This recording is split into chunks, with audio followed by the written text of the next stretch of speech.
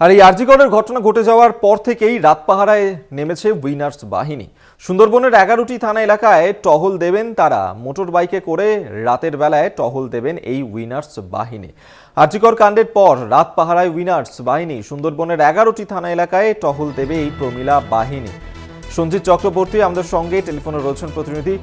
সঞ্জিত, যে ছবি আমরা দেখতে পাচ্ছি আরজিকরের এই ঘটনা ঘটে যাওয়ার পরেই এই উইনার্স বাহিনী তারা রাত পাহারা দেবে, কিভাবে তারা এই সামগ্রিকভাবে কি পরিকল্পনা করেছে, কিভাবে তাদের এই রাত পাহারা চলবে?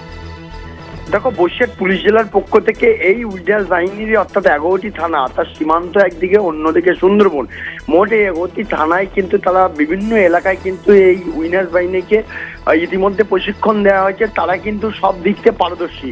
একদিকে যেমন বাইক চালানো ওস্তাদ, পাশাপাশি অন্যদিকে তাদের কালো পোশাক, লাঠি এবং বিভিন্ন লাঠি চালানো থেকে শুরু করে সব রকম ভাবে এরা বিশেষভাবে প্রশিক্ষিত। ইতিমধ্যে কিন্তু তাদেরকে যেমন কাজে লাগানো হয়েছে বসিরহাট জেলার পক্ষ থেকে, তাদেরকে প্রশিক্ষণ দিয়ে যে বিভিন্ন জমায়েতে, অর্থাৎ যেখানে মহিলাদের ভিড় থাকবে, অর্থাৎ নারী সুরক্ষা দিতে কিন্তু তারা বদ্ধপরিকর। এমনকি তারা বিভিন্ন মোবাইল ফোন, অর্থাৎ প্রত্যেকের হাতে মোবাইল ফোন থাকবে, তার মোবাইল ফোনের টাওয়ার লোকেশন অন করা থাকবে, কোথায় যাচ্ছে, কিভাবে যাচ্ছে, এবং দ্রুত যাতে পুলিশ অর্থাৎ দক্ষ আধিকারিকরা সেখানে পৌঁছে যেতে পারে তার। হ্যাঁ সঞ্জিত, আপাতত ধন্যবাদ তোমায়। সঞ্জিত চক্রবর্তী আমাদের সঙ্গে টেলিফোনে ছিলেন প্রতিনিধি।